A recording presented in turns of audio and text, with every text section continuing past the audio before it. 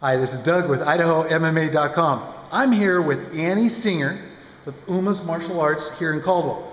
Thanks for your time, Annie. I appreciate it. You bet. So now, Annie, you've fought many times here in the past. Let's talk about how you got started in Muay Thai. Honestly, I couldn't tell you. I moved to Idaho, and basically the day I got here, big changes in my life. I said to myself, I think I'm going to do Muay Thai.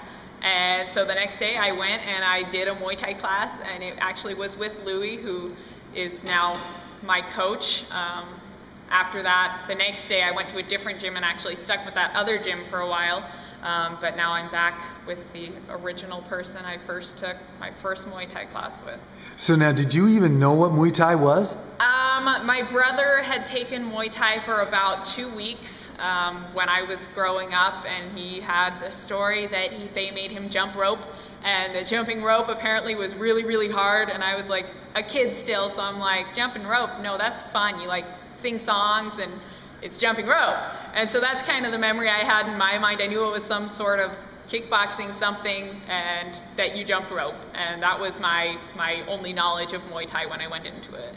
And that was how many years ago? That was almost 2.5 years ago. And so you've been doing both the Muay Thai, the K1, and the MMA. I mostly do striking at this point. Right now I'm not taking any jiu-jitsu, judo, anything like that. I worked with Tom Supnett for a while, and he's an awesome guy, and I enjoyed working with Primal, but I am looking to fight K1 or Muay Thai coming up soon, and so I'm trying to stick with that for now. So now you say soon. There's a fight coming up in June. Yes, it's going to be in Boise, XFS. You're scheduled to be on that card. I am. So now, how's your training going? You know, we're probably what 3 weeks out or something like that. We're getting really close. It's about 3 weeks now. We're getting close. And do you know anything about your opponent? I know that from what I've heard, she's 20 and athletic. Of course, I do the Facebook stalking, see if I can find her. She's nowhere on the planet. I've asked people at the gym. No one knows her name from what I've gotten of her, so she's a complete mystery. I'm going to train like she's Ronda Rousey and see what happens. Right on. Well, you know, speaking of Ronda Rousey, you know, women's MMA here in the next couple months is really going to explode because they're going to have women coaches on the Ultimate Fighter reality show. Now, as far as Annie's future in the sport of Muay Thai, martial arts, or mixed martial arts, what do you see for yourself?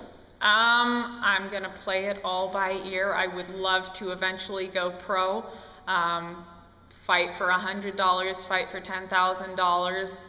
It doesn't really matter to me. I would love to be able to tell future generations, yeah, I was a professional athlete. And, yeah. I mean, that's what it would, not necessarily the highest level, that's not necessarily important to me, but it's an experience in life that I would love to have.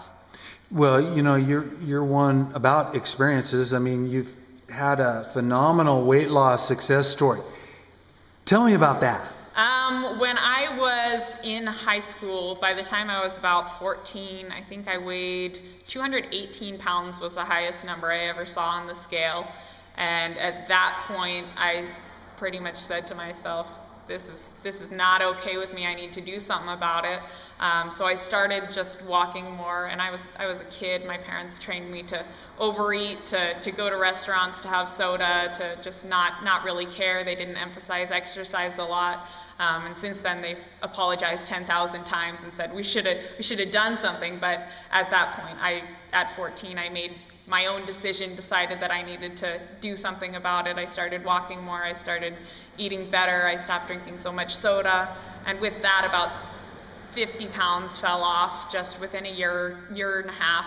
Wow. After that, I did fencing actually in college for a semester and a half, and that was a lot of fun, and that kind of got me a little bit more into fitness, and then from there I started Muay Thai after I moved to Idaho, and started lifting because I wanted to be better, stronger, faster. So right now I do lifting, weightlifting, powerlifting lifts, kettlebells. I did CrossFit for a little while, and definitely try to keep up with my cardio just because it's so important in fighting. Yeah. So now, what's the weight? How much weight? Today, this morning, I weighed in at 146, so 146 pounds. And I said that to someone at work today, and they were like, "What? You're so tiny for someone who's 146 pounds." And if I tell someone to guess my weight, they usually say 120, and I'm like, not quite. Good guess. I'll take that as a compliment. But if I was 120 pounds, I would have like negative 5% body fat. So, I mean, I do try to keep myself healthy and eat enough. I do have body fat, but I also have a whole lot of muscle. Yeah. Well, yeah. I mean, I want to pan out. See? There we are. Yeah. There she is. I mean, that's and I've turned into a bro and a meathead, and all that. It's part of me at this point. Is it? It sort of goes along with the territory? Yeah. So, okay, let's, you've traveled, to many, gyms to figure, especially in MMA, it's called mixed martial arts. Yep. And you can get your striking down at one place, you can get your jiu-jitsu down at another. But what's it like training here at UMAS Martial Arts in Caldwell? The main thing that I really like about it is that it's so personable, and I have trained at the big flashy gyms with 150 members in classes that are 20 and 30 people. But with this gym, I generally train with Louis and maybe 2 or 3 other people. He, especially in fight preparation, I've helped him prepare for his last fight. I helped him out, and so he's really helping me out with this. And so generally when I come in, it's on his time, his personal time that he's taking out of his day for me, because he wants me to succeed. And so I get the most out of our time together. Mm-hmm. Because you, and Louis' pro fight, you were in... I was his corner person for that. Was that Wyoming? It was Montana. Montana. Helena, Montana. Yeah, so you're his corner person. So what do you see as far as the future? We always talk about, what do you want to do with the sport or whatever. And right now, because you're strictly doing the K1 aspect of it, do you see a future in like mixed martial arts down the road for Annie? Possibly, and in training jiu-jitsu I did for the past few months. I went maybe twice a week and tried to like it, and I tried to like it, and I tried to like it, and I do not like jiu-jitsu. And so I know I'm going to try again, and I'm just going to want to love it. And maybe eventually that'll come to me. Maybe there'll be something in my mind that clicks, and I'm hoping there is, because that's where the future is with martial arts right now, is MMA. But right now I'm a striker. I'm a striker at heart, and we'll see if that ground game develops. That'll be something to see. Well, the Muay Thai, the K1, the kickboxing aspect of it, all fights start standing up. Yep, exactly. And when you're fighting someone on the street, which I never have, I've never been in a real fight, but you want to not be lying on the ground. Because, because someone might come up behind you and kick you in the head. Yeah, right. Dirty stuff. Yeah, stuff. I mean, try to keep it standing. My goal at this point, if anyone ever takes me down, is get back up. Yeah. Why am I on the ground? Get up. But I'm sure that'll develop into more strategic stuff with tactical jiu-jitsu eventually. I think, what you guys are doing here at the gym, with the young kids and help supporting that foundation of the future of martial arts, I think it's great. Tell me what you like most about, helping the young kids here. I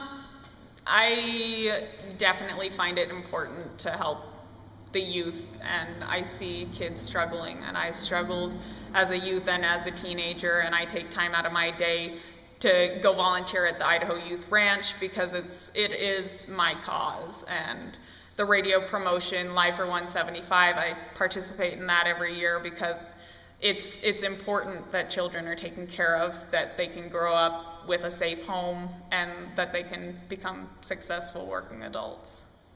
That's awesome. I mean, really, thank you for all that you guys are doing here. You help keeping kids, off the streets, you're helping them say no to bullying and stuff like that. I think Exactly. that's awesome. Annie, I wish you the best of luck come next month, June, whatever the event. I don't know, it's scheduled for the 14th, maybe. That's what it looks like. Yeah. So hopefully, we'll be doing a catching up video, and we'll definitely see you at the weigh-ins, and we'll see you soon. Thanks again. Thank you so much.